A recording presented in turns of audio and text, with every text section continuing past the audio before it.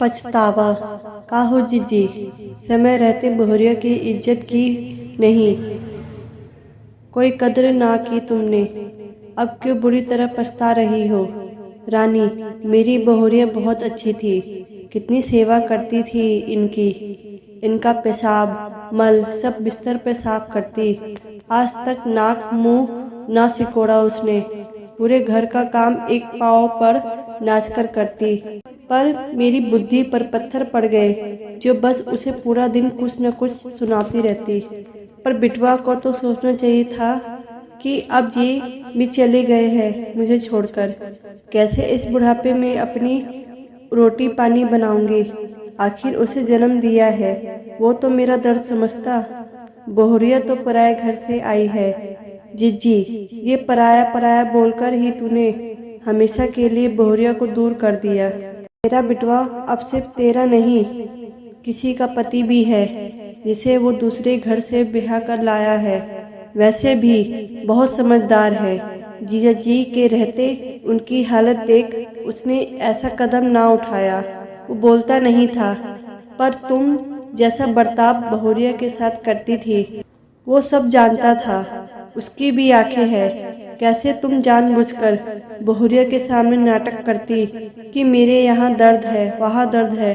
बेचारा शिव इतने महीनों बाद फौज से छुट्टी लेकर आता कि पत्नी के साथ समय बिताऊंगा, पर तुम्हें ये सब एक आंख भी ना सुहाती। 12 बजे तक बेचारी बहुरिया तुम्हारे घुटने की मालिश करती रहती। एक दिन भी तुमने कभी उसे समय दिया कि शिव आया है, लाओ बहुरिया को उसके साथ कहीं घूमने भेज दूं, या बाजार तक टिक्की बतासा ही खिला लाए। बेचारा ले भी आता तो उसमें भी तुम 10 बातें बोलती, उसके मायके वालों को भी बहुत सुनाती तुम कि ऐसा कपड़ा लाए ऐसा सामान लाए, हमारे यहाँ तो नौकर भी ना पहने। क्या बेचारी के कोमल मन को इन बातों से ठेस ना पहुँचती, पर तुम्हारे शरीर में उस समय ताकत थी, इसलिए कदर ना करे उसकी। जब हाथ पांव जवाब दे गए तुम्हारे, अब पछता रही हो। ले गया शिव उसे अपने साथ खुले आसमान में उड़ाने, जो बेचारी भरी सर्दी में भी बाल सुखाने ऊपर न जा सकती, आज दुनिया घूम रही है। तुम्हें तो खुश होना चाहिए कि बहू बेटा खुश है।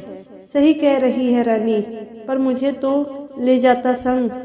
बिटवा ने एक बार भी नहीं कहा साथ चलने की।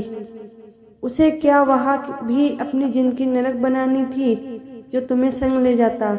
वहाँ भी तुम कौन सा कम पड़ती। लोग कहते हैं आज के जमाने में बहू बेटा माँ बाप के साथ नहीं रहते। हर बार गलती बेटा बहू की नहीं होती, गलतियाँ माँ बाप से भी हो सकती है।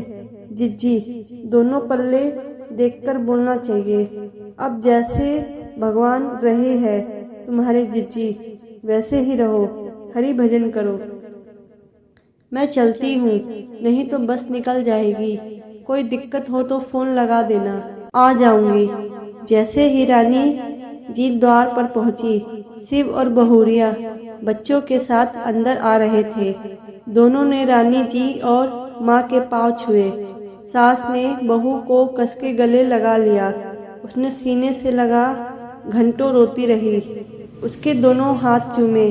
अब छोड़ भी दो जीजी बहुरिया को, कब तक दुलार करती रहोगी।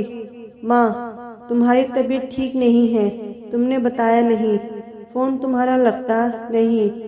हम कितना परेशान हो गए थे, इमरजेंसी में छुट्टी लेकर आया हूँ। चलो सामान रख दो। सारा माँ का बहू, माँ तुम हमारे साथ चल रही हो। इतना सुन माँ के आंखों से झरझर आंसू बह निकले। उन्होंने शिव को गले लगा लिया।